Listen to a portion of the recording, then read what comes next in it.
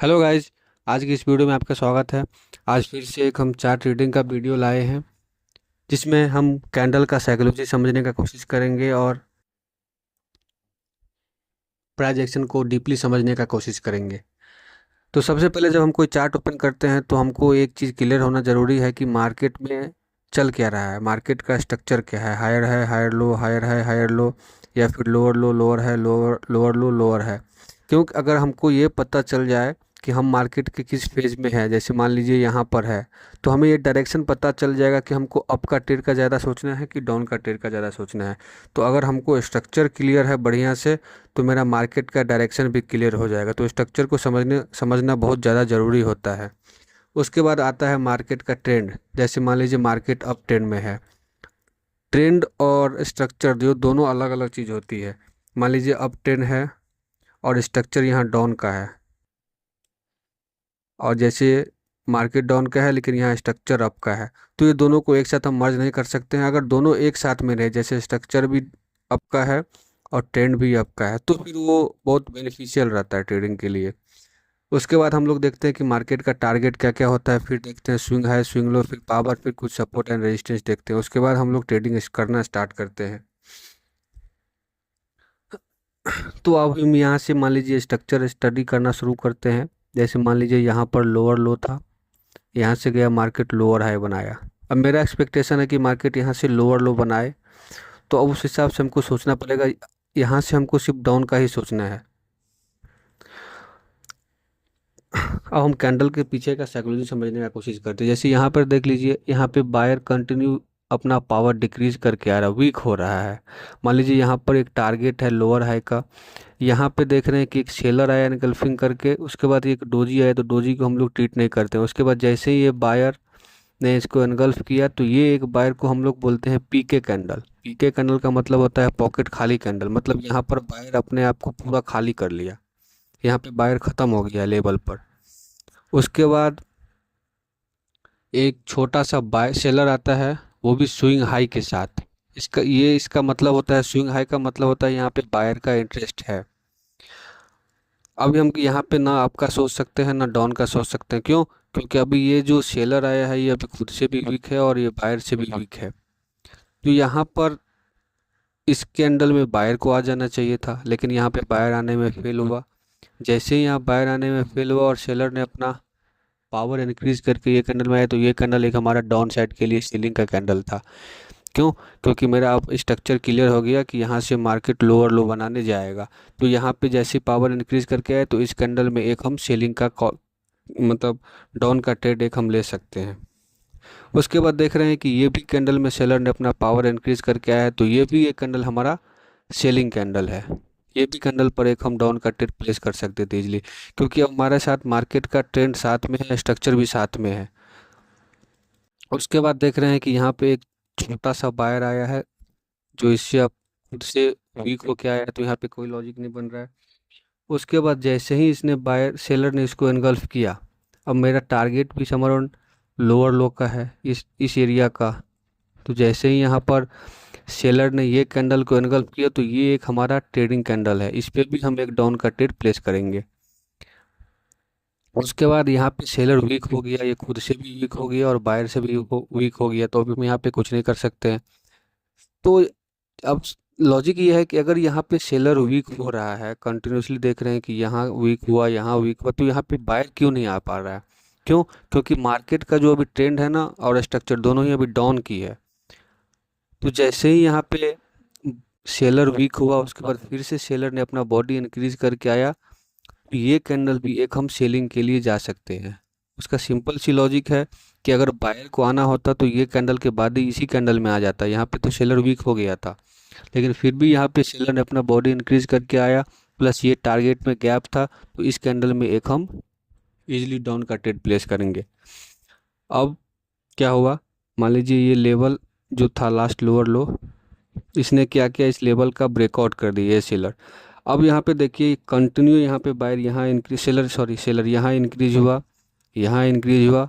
तो जब एक ये श्योर शॉट होता है, अगर मार्केट मान लीजिए ये लोअर लो है, तो अगर इसको यहाँ पे पावर इंक्रीज करके कोई सेलर अगर यहाँ पे लेवल को ब्रेकडाउन देता है तो उसके बाद एक हम नेक्स्ट सेम डायरेक्शन में ट्रेड लेते हैं, जो कि एक श्योर शॉट में आता है। तो जैसे ही यहाँ सेलर ने पावर इंक्रीज करके लेवल का ब्रेकआउट किया तो ये भी कैंडल एक हमारा सेलिंग कैंडल था, ये भी एक श्योर शॉट में आता है। बाकी अगर आपको प्राइस एक्शन सीखना है पूरा अच्छे से डीपली, कैंडल के पीछे का साइकोलॉजी समझना है, तो आप मेंटरशिप को ज्वाइन कर सकते हैं। उसमें मैं डीपली ए से लेकर जेड तक पूरा बेसिक से लेकर एडवांस तक प्राइस एक्शन सिखाता हूँ, कैंडल का साइकोलॉजी समझाता हूँ, तो आप ज्वाइन करके देख सकते हैं। यहाँ पर क्या हुआ ना, अब सेलर यहाँ पर वीक हो गया। अब ये हमको कुछ इंडिकेट नहीं कर रहा है कि यहाँ से मार्केट ऊपर जाएगा कि नीचे जाएगा। जैसे ही यहाँ पर सेलर ने अपना बॉडी इंक्रीज करके आया तो ये एक स्ट्रॉन्ग वीक स्ट्रॉन्ग। अब बहुत लोग यहाँ पे सेल करने वाले होंगे, क्यों? क्योंकि यहाँ पे देखेंगे कि ये पावर इंक्रीज है तो यहाँ पे हम सेलिंग कर लेंगे, मार्केट का स्ट्रक्चर भी डाउन है। लेकिन नहीं, उससे पहले हमको कैंडल का साइकोलॉजी समझना पड़ेगा कि ये स्ट्रॉन्ग, ये वीक, ये एक एग्जॉशन कैंडल है सेलिंग का। यहाँ पर सेलर ने एग्जॉस्ट, सेलर यहाँ पे ख़त्म हो गया है। अब मार्केट का टारगेट है यहाँ से लोअर हाई बनाने का, उसके बाद फिर लोअर लो बनाने का। तो यहाँ पर हम बच जाएंगे डाउन का ट्रेड लेने से। फिर उसके बाद देख रहे हैं कंटिन्यू यहाँ पे बायर लोअर है अब हम एक चीज़ हमेशा याद रखेंगे कि हम सिर्फ इसी में ट्रेड करेंगे। ये है मेजर ट्रेंड तो हम सिर्फ मेजर ट्रेंड में ही ट्रेड करेंगे। ये है माइनर ट्रेंड तो इसमें हम ट्रेडिंग अवॉइड करेंगे। हम कभी भी माइनर ट्रेंड में ट्रेडिंग नहीं करते हैं, माइनर वे में ट्रेडिंग नहीं करते हैं, सिर्फ मेजर वे में ट्रेडिंग करते हैं।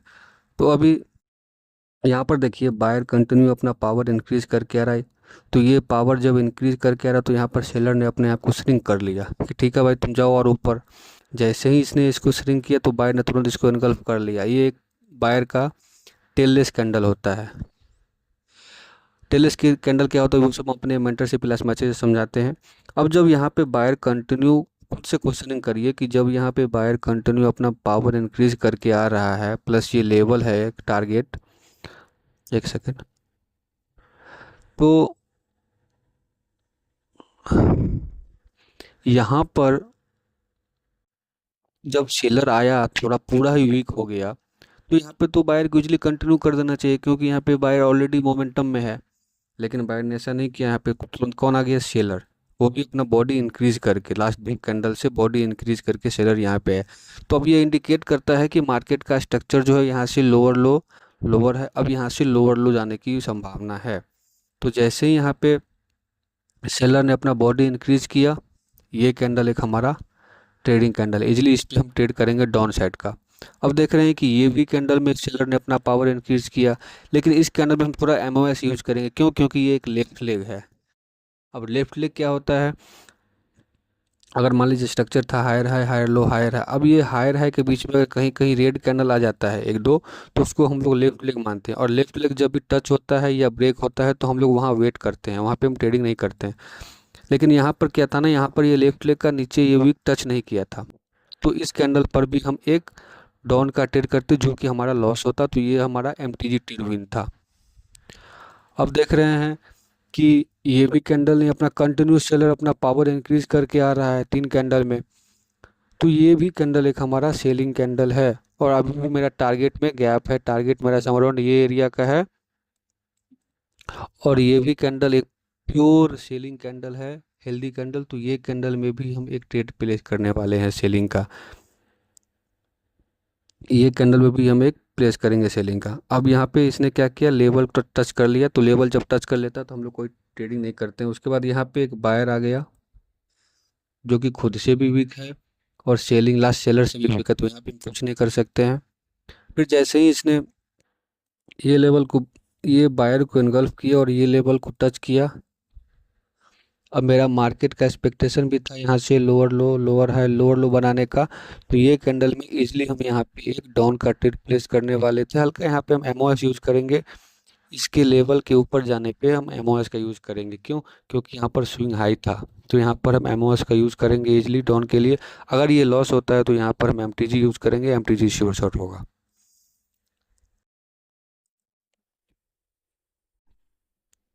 अब जैसे ही देख रहे हैं कि यहाँ पे फिर एक सेलर आ रहा है स्विंग हाई के साथ, लेकिन ये अपना पावर डिक्रीज करके आया, तो यहाँ पर कुछ नहीं करेंगे।